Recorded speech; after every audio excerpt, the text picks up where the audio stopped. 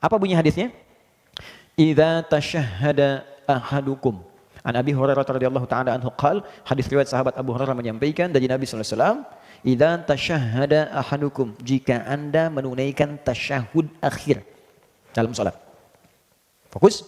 Jika Anda menunaikan tasyahud akhir dalam salat, fas'alu bi arba'in, maka mintalah 4 hal. Ya. Fokus teman-teman. Lihat sini. Ada 2 waktu dikabulkan doa dengan cepat. 1, ini saat waktu sahar. Yang kedua sesaat sebelum salat berakhir. Jika dalam posisi ini, tasyahud akhir sebelum salam, kita punya kesempatan untuk meminta apa yang kita mintakan. Saya yakin kalau Anda diberikan waktu misalnya, ada waktu 1 menit, minta apa aja dikasih. Mau minta apa? Wah, masa banyak tuh, minta kaya, minta karir, minta surga, ya kan? Minta suami soleh, minta istri solehah, minta anak-anak soleh, banyak semua minta. Kata Nabi, kalau mau minta 4 ini, yang lain akan ikut semua. 4. Kita hafal doanya. Apa yang 4 ini? Ini hadisnya, hadis Muslim, hadis 588. Allahumma inni, oke, a'udzubika, 1, min adzabi jahannam. 2, wa min adzabil qabri. 3, wa min fitnatil mahya wal mamat. Oke. 4, wa min syarri fitnatil masihid dajjal. Oke, ada 4 ya. Yuk kita turunkan satu-satu, terus kita bahas. Kalau kita kerjakannya dengan baik, bukan sekedar doa yang dikabulkan, tapi Allah akan bimbing kita selamat dari mulai hidup dunia sampai kembali kepada Allah ke akhirat. Ya, tidak cukup dengan amin, kita bahas dulu. Ya. Saya hapus sebentar. Bismillah. Ya Allah, sabar ya Allah. Alhamdulillah, pahala sabar cepat. Oke. 1. Bismillah. Izin ya, sambil nulis. Allahumma inni, saya yakin sebagian besar kita sudah mengetahuinya dan mungkin sudah mempraktikkan itu, tapi nanti turunan yang belum kita bahas. Allahumma inni a'udzubika min adzabi jahannam. 1, berlindung dari siksa jahannam. 1, berlindung dari siksa neraka jahannam. Nanti saya bahas neraka jahannam itu apa supaya tahu betul. Ya. 2, wa min adzabil qabri, dari siksa kubur. Siksa kubur. Nanti saya juga sedikit banyak kalau ada waktunya masih ada kita bahas di alam kubur itu seperti apa. Ya, dari keterangan yang Allah sampaikan, karena Allah yang Maha tahu. Kita kan belum tahu, kalau pengen tahu ya cepat aja ke kuburan. 3, wa min fitnatil mahya wal mamat. Ini yang kita butuhkan sekarang. Jadi kalau kita berlindung menyebut ini, wah, hoax, bulian, caci makian, gak akan ngaruh ke kita. Hilang, lewat semua. Ya. Fitnatil mahya, fitnatil mahya wal mamat. Fitnah semasa hidup, juga saat wafat. Duh, kasihan banget nih, hidup di fitnah, wafat di fitnah juga. Oke, terakhir 4. Wa min syarri fitnatil masihid dajjal. Ini yang paling buruk. Dan ini ujian keimanan yang paling dahsyat. Ya. Dan sebagian tanda-tanda kecilnya itu udah mulai nampak nih. Bukan tanda besarnya kita nggak tahu. Yang tanda-tanda kecil tuh menuju itu udah nampak. Buruknya fitnah dajjal. Fitnah yang paling buruk. Dajjal. Syarri fitnatil masihid dajjal. Dajjal. Ini seketika bisa merubah orang yang tadinya beriman tiba-tiba langsung jadi kufur. Seketika. Nanti kita cerita. Ya, kalau sudah sampai ke nomor 4 kita cerita. Tadi ada 4 ini. Kata Nabi, minta. Setiap di penghujung kita selesai sholat sebelum salam. Kalau belum hafal redaksinya, minta di hati. Dengan bahasa kita. 4 ini sebutkan. Ya Allah, aku berlindung kepadamu ya Allah. Dari neraka jahanam, dari siksa kubur. Ya Allah, dari buruknya fitnah saat hidup ataupun nanti aku kalau wafat. Dan dari ya Allah, buruknya fitnah dajjal. Di hati. Tapi usahakan sambil kita menghafal, membaca, sampai nanti kita bisa tahu cara bacanya sesuai dengan petunjuk Nabi. Kita lafadzkan itu. Nah, saking pentingnya ini, pernah ada seorang ulama besar. Bahkan Imam An-Nawawi itu mengambil riwayat dari ulama ini. Namanya Imam Tawus. Imam Tawus ini punya anak. Anaknya sholat. Setelah selesai sholat, tanya bapaknya, kamu baca doa ini enggak tadi? Yang bapaknya sampaikan hadis dari Nabi. Kata anaknya, la. Aqra'ta fi salatik, kamu baca ini enggak? La, tidak. Kata bapaknya, a'id salatak, kamu sholat lagi. Saking pentingnya doa ini, disuruh sholat lagi oleh bapaknya. Ya, diminta sholat lagi, saking pentingnya. Jadi ada perhatian orang tua yang sangat dalam. Orang tua pengen anaknya selamat dari fitnah. Orang tua pengen anaknya jadi soleh. Orang tua mana yang tidak ingin anaknya hidup bahagia? Orang tua mana yang tidak ingin anaknya tidak soleh? Karena itu ketika tidak membaca ini, kata bapaknya, ulangi lagi sholatnya sampai kamu selesaikan doa ini. Oke, satu, kenapa penting kita membaca ini? Ya Allah, bebaskan saya dari neraka jahanam di kemudian hari saat pulang. Kita orang beriman, iman itu artinya yakin tanpa ragu. Jadi kalau setiap yang Allah berikan, yakin dulu.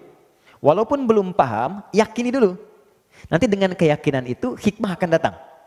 Awas, jangan selalu mengandalkan logika ya. Karena kita ini manusia, punya keterbatasan. Di semua hal yang Allah tanamkan dalam manusia, itu punya batas.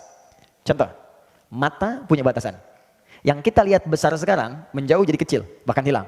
Artinya, mata terbatas. Telinga punya keterbatasan. Sekian hertz dari bunyi, belum tentu bisa kita dengar. Semakin menjauh, semakin hilang bunyinya. Baik, pikiran punya keterbatasan. Yang tak masuk ke pikiran kita, gak bisa kita cerna. Jadi kalau mata punya keterbatasan, maaf, telinga punya keterbatasan, kenapa akal tidak ingin punya batas? Pasti terbatas. Karena itu Allah berikan jalan. Iman dulu, nanti kalau sudah iman, hati dilembutkan, hikmah datang. Kalau hikmah sudah datang, akal akan mengikuti dan langsung paham seketika.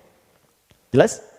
Karena itu, kalau berbicara tentang yang goib itu nggak tampak di depan kita. Kalau nggak tampak, akal nggak masuk. Karena akal itu hanya bisa kemudian memformulasikan yang tertangkap oleh indera, yang kelihatan dicerna akal, yang terdengar dicerna akal, kan? Yang terasakan dicerna akal. Ini sekarang nggak nampak, nggak terasa sekarang. Bagaimana bisa dicerna akal? Karena itu yang dituntut iman. Di antara perkara iman itu ada kehidupan setelah kematian. Kita yakin itu. Karena kita yakin, maka mesti siap-siap. Gini logikanya. Teman-teman kesini kan mesti ada persiapan. Nggak semua orang tinggal di Bintaro. Ada yang di Jakarta, saya dari Bekasi. Mustahil kesini kalau nggak ada bekal. Mesti ada kendaraan, ada bekalnya, ada macam-macam. Ini baru ke Bintaro. Sekarang kalau Anda ingin keluar kota lebih jauh lagi, antar provinsi. Anda keluar negeri butuh visa, butuh paspor. Ongkosnya tidak sedikit. Itu masih di dunia, level dunia. Sekarang Anda ingin keluar dunia, orang mau ke bulan aja bayarnya udah berapa sekarang? Itu baru nyampe bulan, Anda pengen ke surga. Firdaus lagi bersama Nabi. Ongkosnya mana? Bekalnya apa? Maka Allah turunkan amalan-amalan. Sama persis ketika itu tidak ada, maka jangan berharap Anda bisa datang ke sini. Jangan berharap Anda bisa ke bulan. Jangan berharap Anda bisa jalan, bisa haji, bisa umrah dan sebagainya. Maka kata Allah, jika orang pun pulang tak punya persiapan, dia nggak bisa ke surga, tempatnya kemana? Hanya ada dua tempat. Satu ya neraka. Yang kedua A'raf. A'raf. Makanya ada surat Al-A'raf, surah ke-7. Intisarinya di ayat ke-45 sampai 47. Ya, Al-A'raf itu yang belum ke surga, yang tidak ke neraka. Jadi bekal ke surga belum cukup, ke neraka pun amalan nggak banyak-banyak amat dosanya gitu. Di 50-50, ini 50, ini 50. Tempatnya di sini. Dia bisa melihat semua yang di surga, tapi tak sanggup mendengar yang di neraka. Itu bahasa Qurannya. Tak sanggup mendengar, apalagi nengok. Logikanya begini, teman-teman malam nih 2:30 keluar dari hotel ini, tiba-tiba di atas pohon ada suara. Hihihi. Nengok nggak? Hah? Apa? Pasti Anda lari. Anda dengar suara itu udah lari, apalagi neraka. Orang teriak semua. Makanya kata Quran, nggak sanggup mendengar yang di neraka, tapi banyak mengamati yang di surga. Dan dengan rahmat Allah, maka dipindahkanlah dari sini ke surga. Setelah hisab selesai, satu harinya 1000 tahun. Satu harinya, nunggu di sini. Kalau nggak cukup ke sini, nggak cukup di sini, ya mampirnya ke sini. Tapi ada satu tempat di sini yang nggak bisa keluar lagi. Namanya neraka jahanam. Di neraka itu dibagi dua, neraka yang jahanam dan bukan jahanam. Ya bukan jahanam ya neraka juga, seneraka-nerakanya gitu kan. Ini paling ringan nih, yang paling ringan ini. Neraka paling ringan, tapi jangan diringan-ringankan ya, neraka juga gitu. Itu di Quran surah ke-4 ayat 56. Quran surah 4 ayat 56. Nanti Anda akan tahu di ujung apa yang saya maksudkan.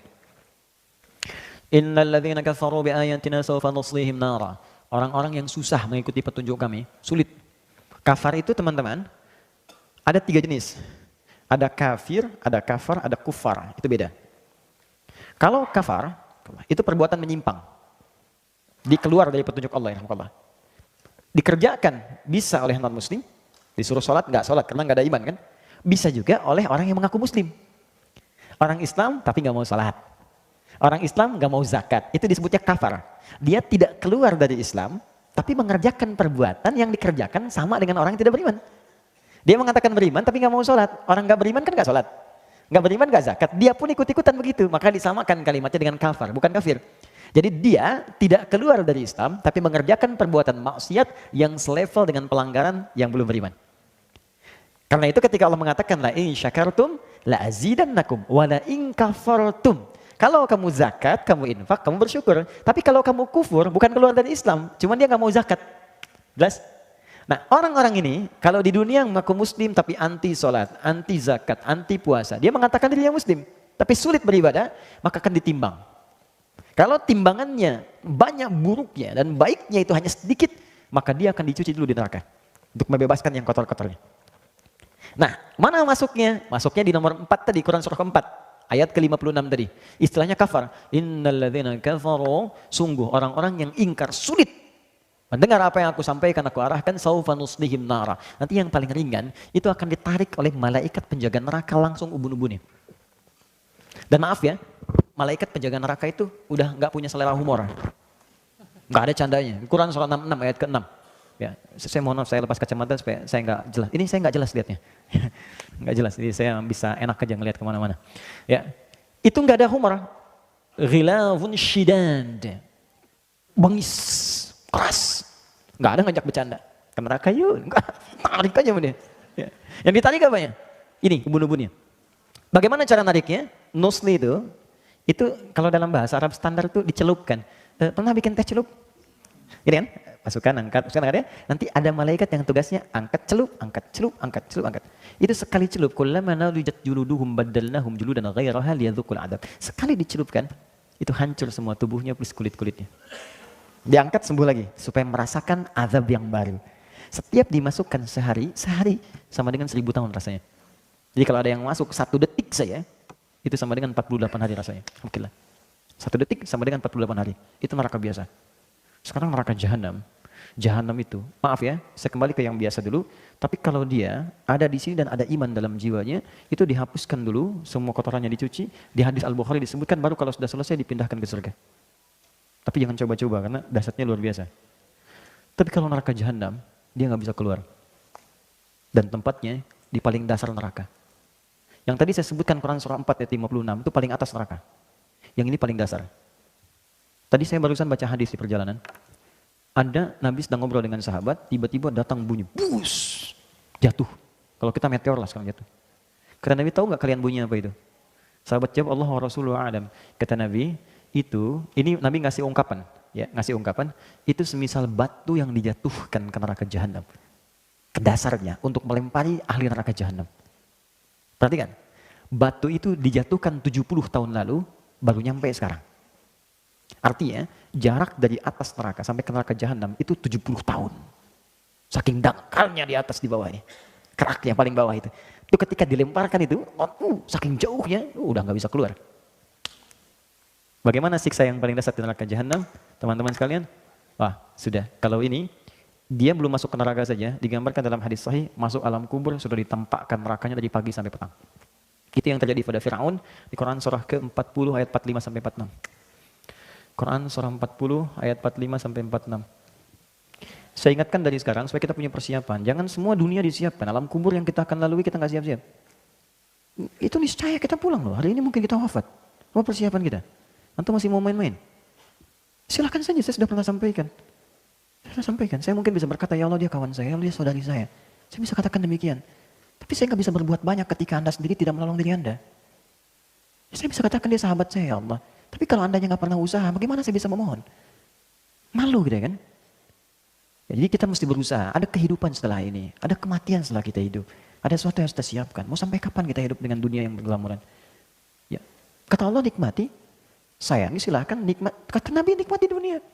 Senikmat-nikmatnya, senyamannya hidup yang enak, rumah yang nyaman, keturunan yang baik, tapi sholat, baca Quran, kan kita pulang. Dan amal kita yang kita bawa bukan rumah kita. Tunjukkan pada saya, mana orang wafat yang bawa rumahnya? Tunjukkan. Mana orang wafat yang bawa handphonenya? Mana orang wafat bawa kerudungnya? Mana orang wafat bawa koleksi pakaiannya? Enggak ada. Kita pulang bawa amal kita. Ini saya tuh kadang-kadang sampai sekarang masih bingung. Orang tuh tahu mau wafat, tapi nggak siap-siap.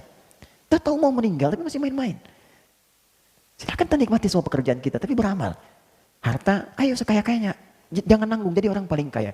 Supaya bisa berzakat, supaya bisa infak, bisa sedekah, bisa berikan pendidikan pada anak-anak, supaya pintar, soleh, jadi dokter yang hafal Quran, insinyur yang hafal Quran, di produser bikin film-film Islami. Ayo cepet, jangan tanggung. Belajar yang tinggi, yang pintar, supaya bisa bikin yang baik-baik. Jadi politisi, supaya bikin kebijakan yang baik-baik. Silahkan. Tapi kita pulang. Kita pulang. Itu yang paling penting. Karena itu mesti siap-siap saat pulang ke sini nih. Ini di alam kubur kata Allah, kalau ahli neraka Jahannam, an-naru yu'raduna 'alaiha ghuduwan wa 'ashiyah. Allah kasih contoh kisah Firaun. Kata Allah, kalau kalian belum sadar aku tunjukkan. Firaun itu sepakat semuanya. Mau yang Kristen, mau yang Yahudi, ada kisah Firaun di dalamnya. Farawa. Artinya itu terjadi. Dan semua sepakat bahwa Firaun tenggelam di lautan. Artinya terjadi. Bahkan muminya masih ada sekarang. Artinya nyata. Dan kisahnya detil disebutkan dalam Al-Quran. Artinya Al-Quran kitab yang paling benar. Kalau bukan bersumber dari Allah, maka dari siapa lagi bisa mengisahkan tentang Firaun yang jarak Nabi Muhammad ke Nabi Musa 2000 tahun. Maka sisi mana lagi yang kita ragukan dalam Al-Quran? Dan bagaimana lagi cara Allah meyakinkan kita bahwa Allah Tuhan yang benar? Nah sekarang kata Allah dengan kisah yang sama. Jadi kalau gini, kalau kita ingin menguji, kalau di sini benar, kan kecil kemungkinan salah kan? Sekarang Allah sampaikan Firaun, kisahnya benar. Tenggelam di lautan, kisahnya benar. Jadi mumi, kisahnya benar. Dan disebutkan oleh Allah, dalam keadaan mumi itu pun, itu disiksa di alam kubur. Kubur itu maksudnya, awas, yang dimaksud kubur itu alam setelah wafat. Bisa jadi di dalam tanah, kubur standar. Ada yang mungkin dibakar, ada yang mungkin di laut tenggelam. Jadi kubur itu artinya alam yang setelah wafat. Jelas ya? Baik, tempatnya disebut barzakh. Barzakh itu pemisah. Bainahuma barzakhul la yabghiyan. Jadi ada dunia, ada akhirat, pemisahnya disebut barzakh. Itu alam kubur. Alam setelah kematian. Jadi kalau Firaun kan gak dikubur. Jangan pahami di dalam tanah. Maksudnya pindah dia dari alam hidup ke alam mati. Nah saat matinya ini, itu ditampakkan oleh Allah neraka pagi dan petang, neraka Jahannam. Saya pernah didebat oleh orang liberal begini berkata, Ustaz gak ada siksa kubur. Yang ada itu tidur. Saya bilang mas sini. Kalau orang mimpi buruk dalam tidur, Anda mimpi ketemu kuntilanak saya bilang. Mimpi buruk bukan? Buruk. Bangun tidak? Bangun saya. Nah sekarang Anda mimpi ketemu pocong, gak bisa bangun-bangun. Tersiksa enggak? Sekarang ada orang mimpi ketemu neraka, gak bangun-bangun. Sampai kiamat, bukan itu siksaan. Nah Firaun itu salah satu yang ditampakkan. Jadi ahli neraka Jahannam itu saat akan wafat dibukakan sampai dia ketakutan luar biasa. Saat di alam kuburnya ditempakkan neraka Jahannam pagi sampai petang terus. Jadi gak ada mimpi yang lain. Ahli surga beda. Kalau ahli surga nanti ada di Quran surah ketiga ayat 169 sampai 172. Ya, jadi nanti saking indahnya ahli surga ini, itu sampai-sampai begini Pak. Mungkin nanti di antara kita ada yang pernah merasakan bagian dari itu. Sampai-sampai dia berkata kepada Allah, ya Allah aku pengen ngasih tahu saudaraku. Aku pengen ngasih tahu teman-temanku. Wa yastabshiruna billadzina lam yalhaqu bihim min khalfihim alla khaufun 'alaihim wa lahum yahzanun. Kalau mereka mampu, mereka akan berkata pada saudaranya, "Kamu jangan takut, jangan tangisi aku. Kalau bisa cepat nyusul ke sini. Di sini lebih enak dari apa yang kamu kerjakan sekarang. Enggak ada tugas lagi, enggak ada beban lagi. Enggak ada salat lagi, enggak ada halal haram lagi. Semuanya enak di sini. Kalau bisa cepat ke sini." Makanya di Palestina itu diajarkan. Jadi kalau ada seorang wafat, itu yang masih hidup tuh bagi-bagi manisan. Kenapa? Ini alhamdulillah sudah wafat duluan. Mudah-mudahan saya nyusul besok. Mudah-mudahan saya nyusul. Makanya syahid itu ditanamkan dari sejak kecil. Syahid itu banyak nanti. Ya. Kalau nggak ada konteksnya pembelaan diri, sedang diserang. Kalau tidak ada konteks itu, nanti semua pekerjaan kita yang baik-baik diniatkan karena Allah itu fisabilillah. Seperti sekarang belajar. Itu kalau wafat orang sedang mengajar atau Anda belajar, itu syahid. Seorang ibu mengandung. Misal saja. Wafat saat melahirkan misalnya. Baik bayinya atau ibunya, syahid. Sedang menyusui, wafat, diniatkan ikhlas, syahid. Anda sedang bekerja, diniatkan ibadah untuk beribadah pada Allah, syahid. Pertanyaan saya, setiap Anda bekerja, niat ibadah enggak? Jangan-jangan niatnya harta melulu, makanya capek kerjanya. Capek gitu. Itu ada nilai-nilai itu. Ya, di Palestina dulu tuh ada seorang pendongeng Indonesia, itu diminta untuk menghibur anak-anak, untuk cerita, dongeng Islami. Jadi begitu sampai ke sana, dia dapatkan anak TK jumlah 150 orang. Saya pernah sampaikan ini beberapa kesempatan. Itu mau dongeng kurang lebih mungkin, ya kalau kita konversi ke kita, dongeng jam 4, jam 2 sudah rapi. Duduk semua. Ambil sak depan. Pertanyaan pertama, sebelum cerita, siapa yang mau jadi presiden? Gak ada yang angkat tangan. Iya ya. Siapa yang mau jadi dokter? Yang perempuan sedikit-sedikit ada yang angkat. Siapa yang jadi pemain bola? Laki-laki sebagian sedikit angkat. Yang keempat, siapa yang mau jadi syahid fisabilillah? Gak ada yang angkat. Tapi semua berdiri. Dan mengepalkan tangannya. Nahnu syuhada, kami yang syahid, kami yang syahid.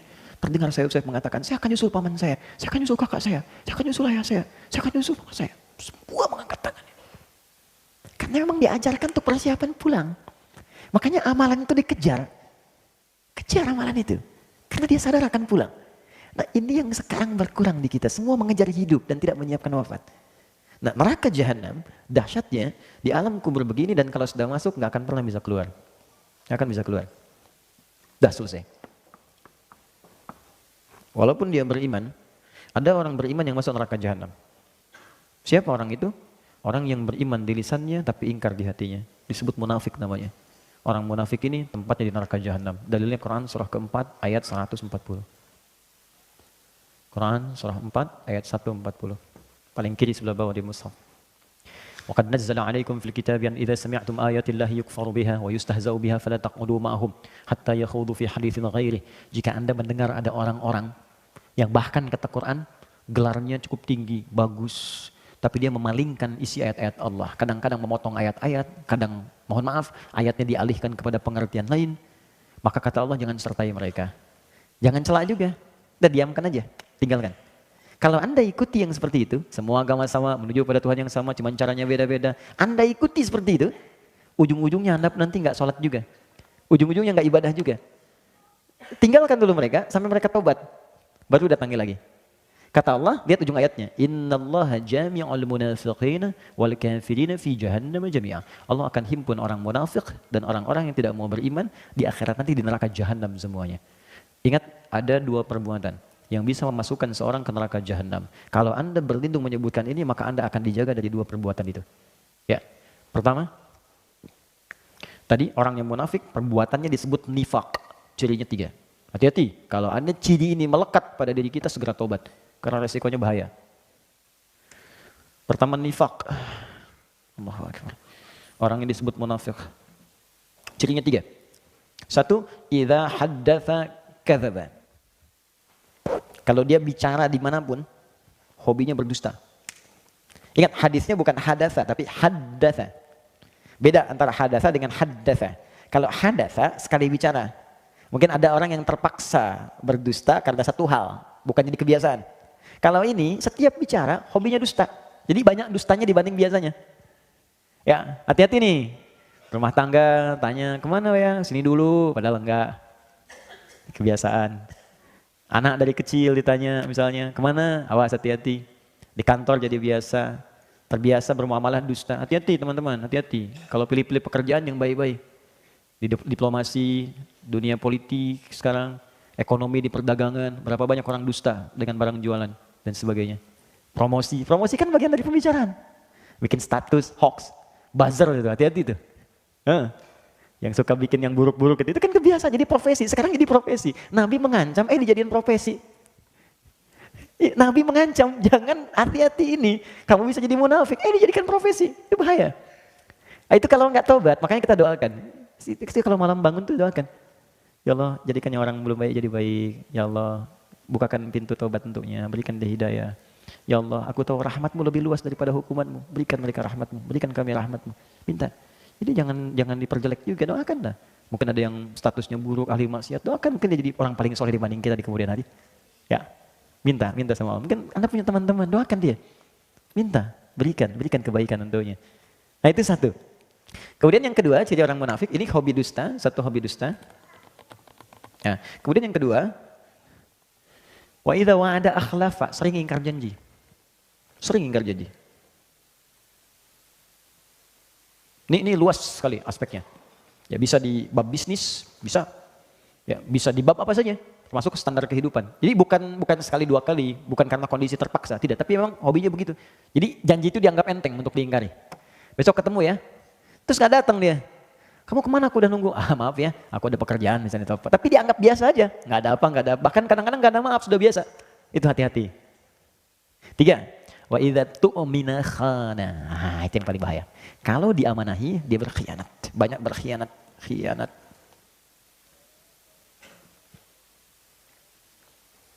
Istri amanah untuk para suami. Suami amanah untuk istri. Amanah dari siapa? Allah. Allah mudah memasangkan Anda dengan perempuan lain. Tapi kenapa istri Anda yang sekarang dipasangkan dengan Anda?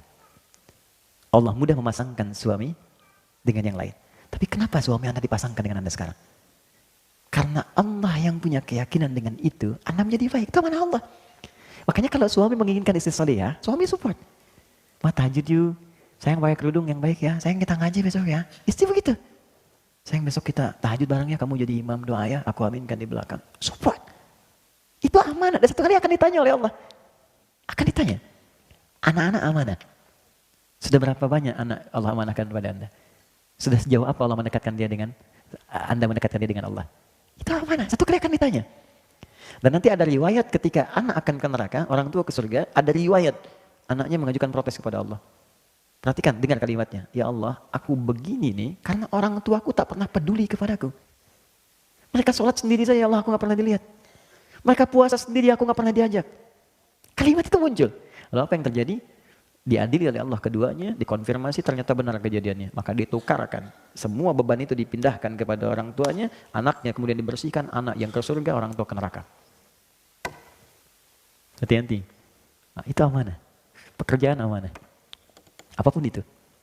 Dan semua akan dipertanggungjawabkan. Makanya kalau kita niatkan ikhlas, dunia otomatis datang, akhirat itu akan mulia.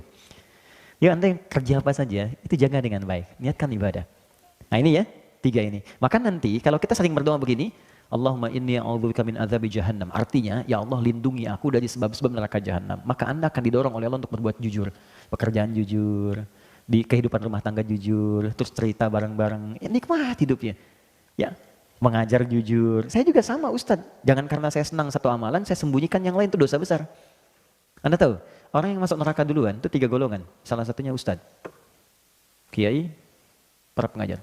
Makanya saya sering katakan tolong doakan itu. Jangan dikira mudah itu. Tidak mudah. Tidak mudah. Ya, ada seorang yang berkata ketika ditanya, ma fa'alta bi'ilmik? Apa yang kamu kerjakan dengan ilmumu? Dia berkata, saya mengajar karenamu ya Allah. Kata Allah, kadzab.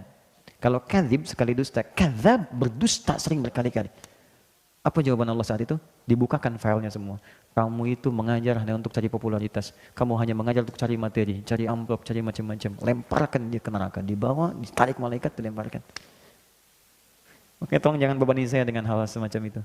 Ya, saya sering katakan di setiap tempat, saya tidak pernah memasang apapun urusan dunia. Saya transaksi saya dengan akhirat, bukan dengan dunia. Dapat yang saya bisa, saya akan usahakan sendiri. Kalau saya belum punya kemampuan, kita berbagi. Itu yang saya pegang. Sampai saat ini. Alhamdulillah Allah cukupkan. Saya dari kepala sampai ujung kaki nggak pernah beli sampai hari ini. Demi Allah saya katakan, ini peci, kacamata, belum satu rusak sudah datang yang lain. Ini baju dikasih. Hampir saya copot tadi buat Mas Dude. Nanti habis selesai saya copot. Ya. Wah, ini celana sama, jam sama, hampir semua, hampir sampai saat ini. Siapa yang kasih? Allah.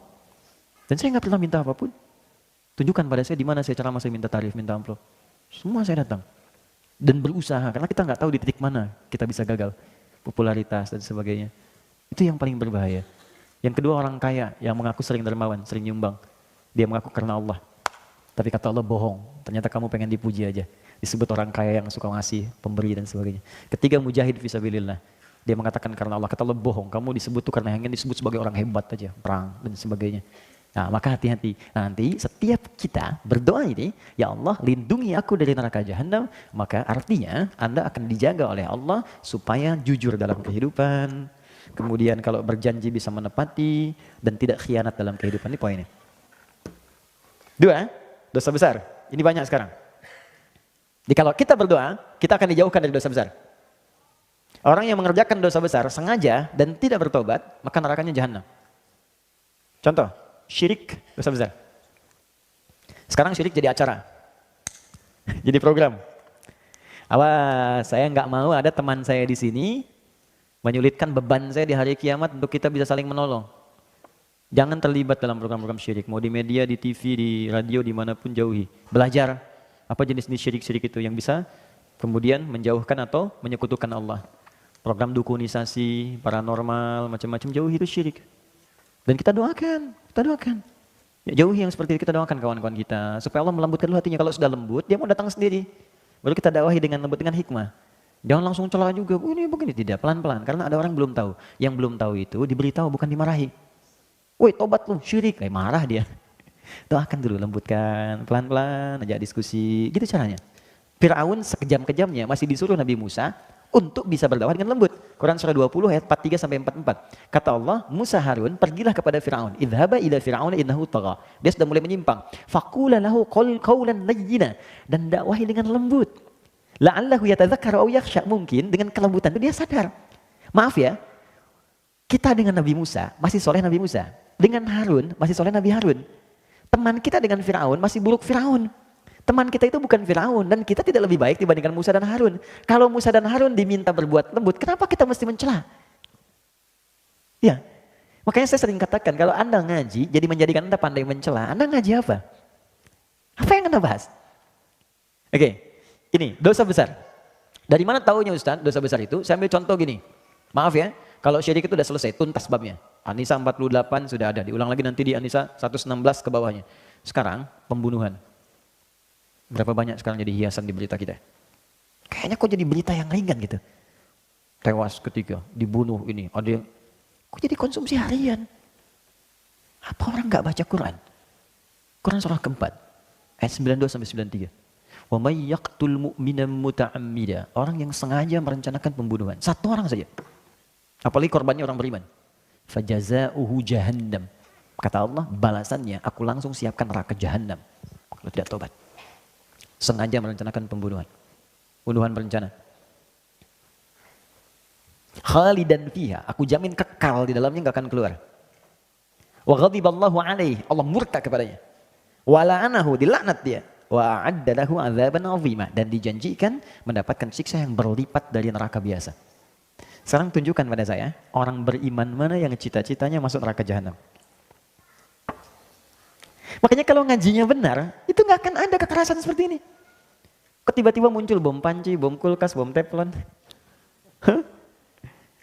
Saya waktu kejadian bom jalan Tamrin tuh, malah kaget, saya sedih saya.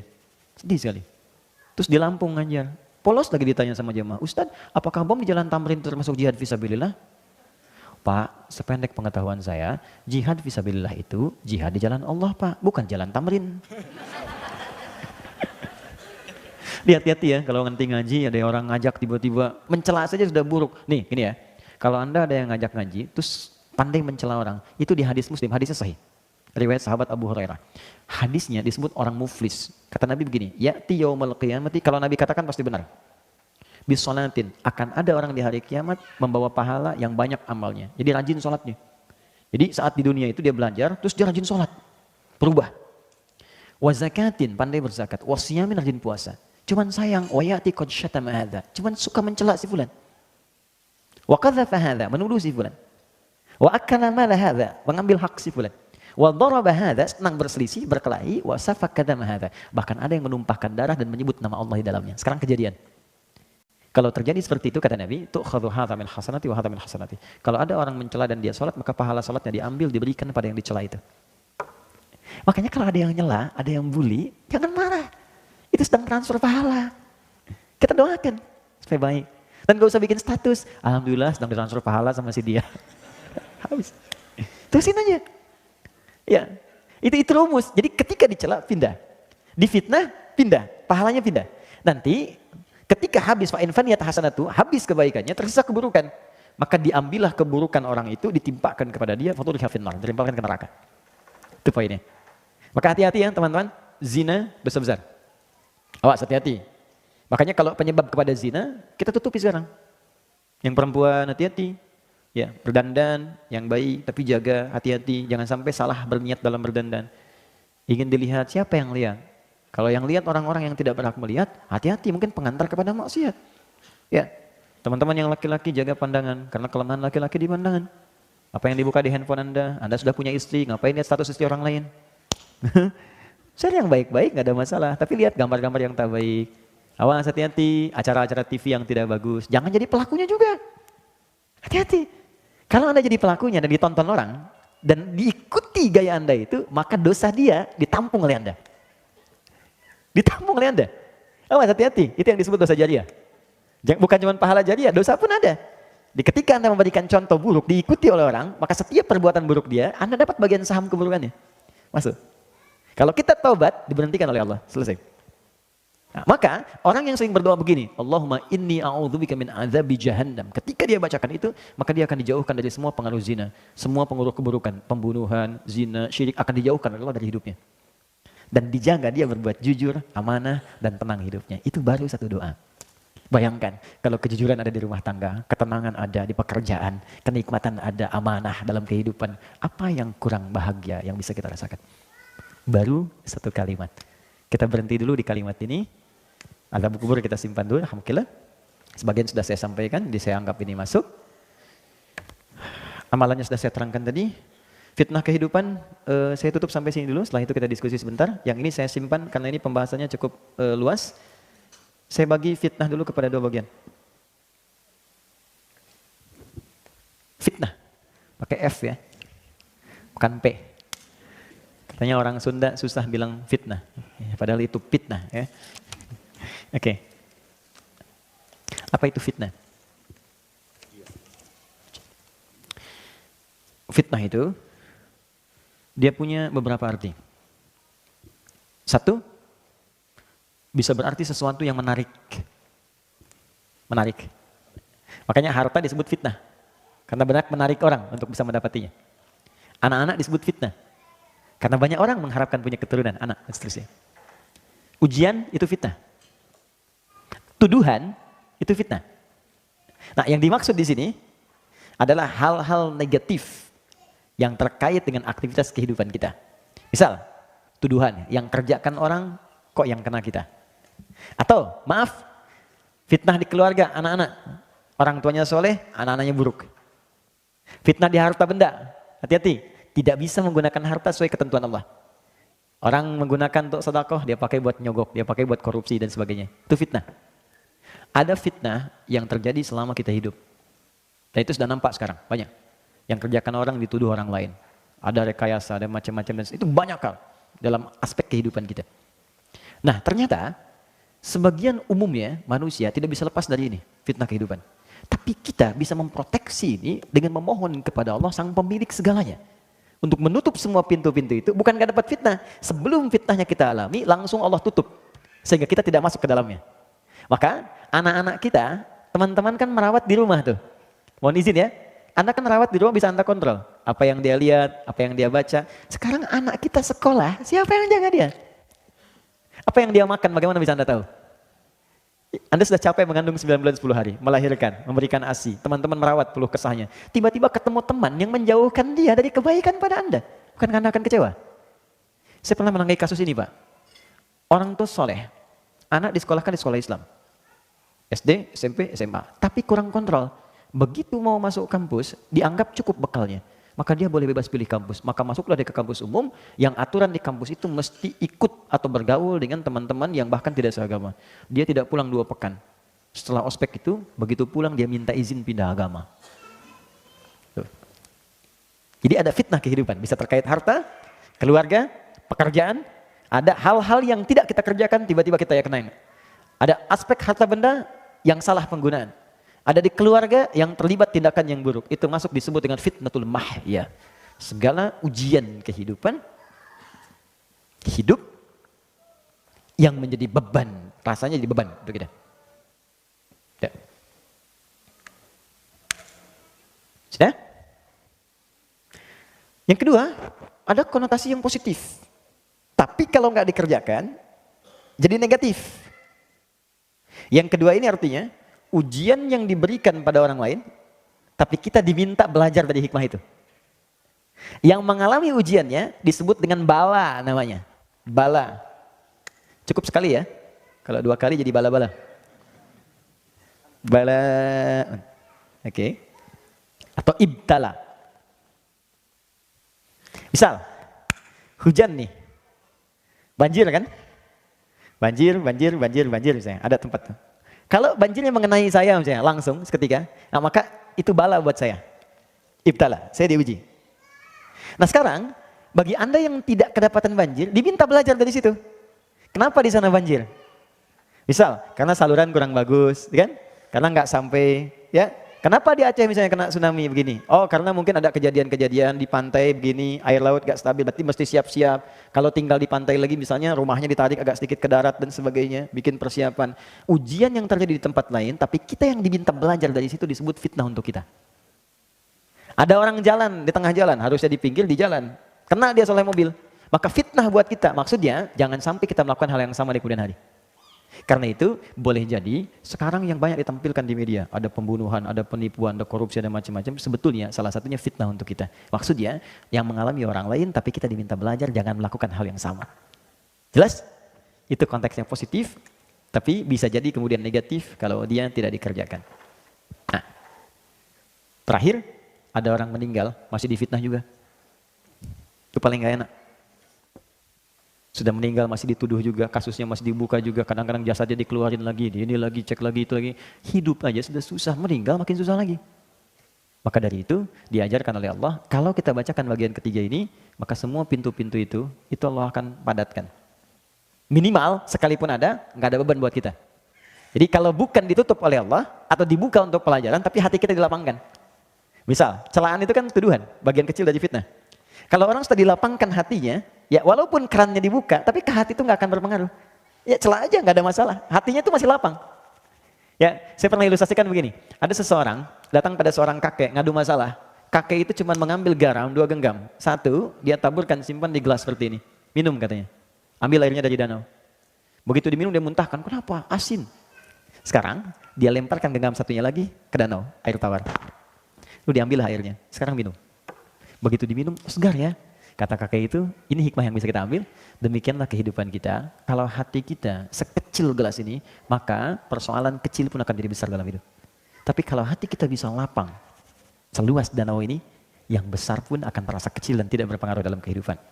Itulah meluaskan sesuatu disebut dengan insyirah. Yang luas disebut syarah. Maka turunlah surah Al-Insyirah yang menyatu dengan surah Al-Duha itu. Perhatikan kalimatnya. Alam nashrah laka sadrak wa wada'na anka wizrak alladzi anqadha dhahrak. Kalau hatinya sudah luas, beban yang datang di dalam tubuh kita pun yang menjadikan berat dari kepala sampai kaki akan dilapangkan oleh Allah. Maka ditutup dengan kalimat indah.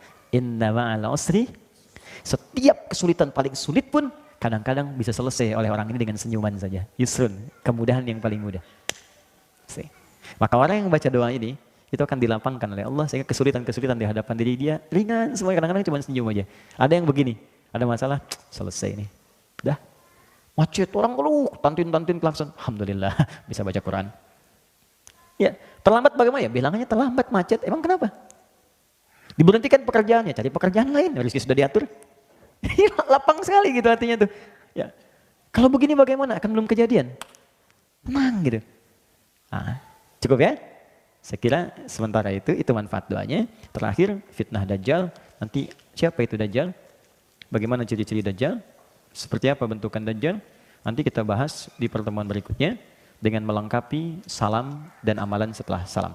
Ya, tapi tanda-tanda kecil dari Dajjal itu sekarang sudah muncul. Dajjal itu dahsyatnya nanti gini. Dia nunjuk ke langit, hujan-hujan. Makanya ada orang menganggap dia Tuhan. Ya, tiba-tiba langsung hilang imannya. Dia bisa menunjuk, memukul kuburan, bangun. Ujiannya begitu. Nanti yang dibunuh, yang membunuh dia, nanti Imam Mahdi atas petunjuk Nabi Isa alaihissalam. Ya, nanti turun ke bumi, menyelesaikan itu. Tapi sekarang tanda-tanda kecil itu ada. Ada yang minta bantuan jin tertentu, melakukan amalan-amalan Dajjal. Ya, apa di antara amalannya? Nanti kita lihat di pertemuan berikutnya insya Allah.